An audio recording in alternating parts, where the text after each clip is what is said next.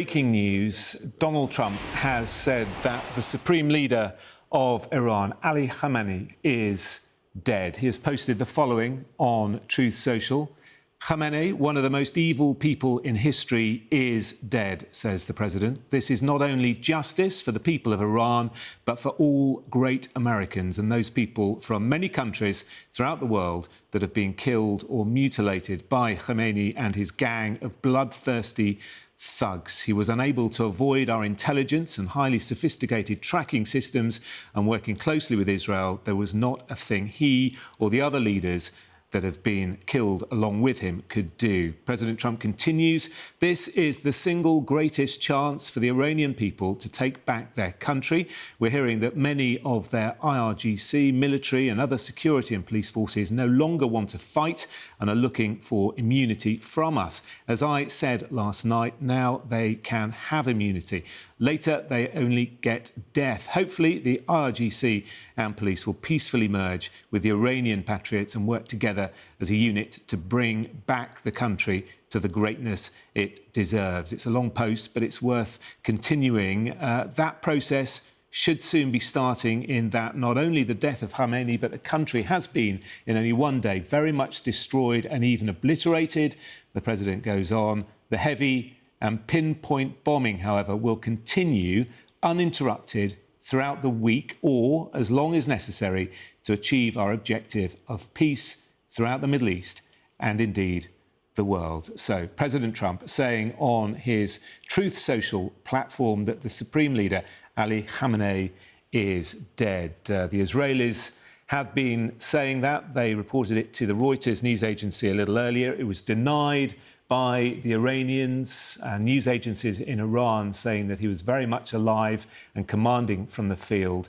But President Trump, in the last few moments, saying that the supreme leader is dead. Let's bring in our US correspondent, Mark Stone, who's been listening in. Mark, we were expecting something from the president at some stage. He was hinting to an NBC journalist earlier that he felt that that was the way things were going. Now confirmation.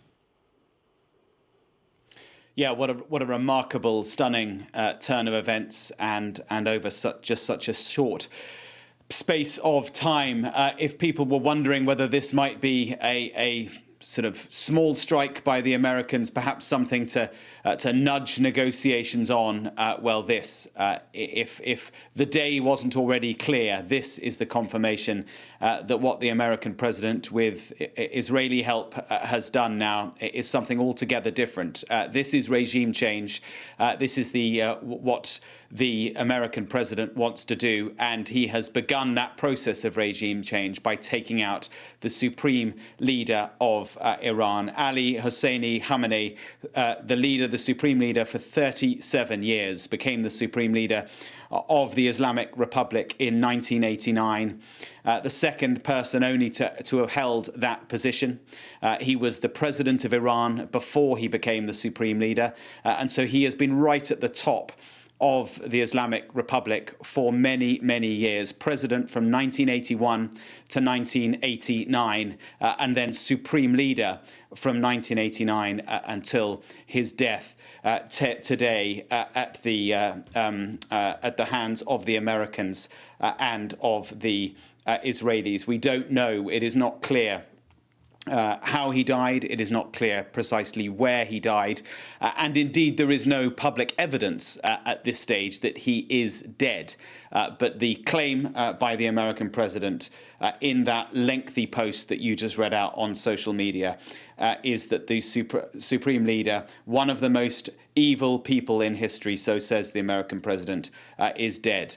This will the President of the United States hopes will usher in a swift transition of power to what we don't know.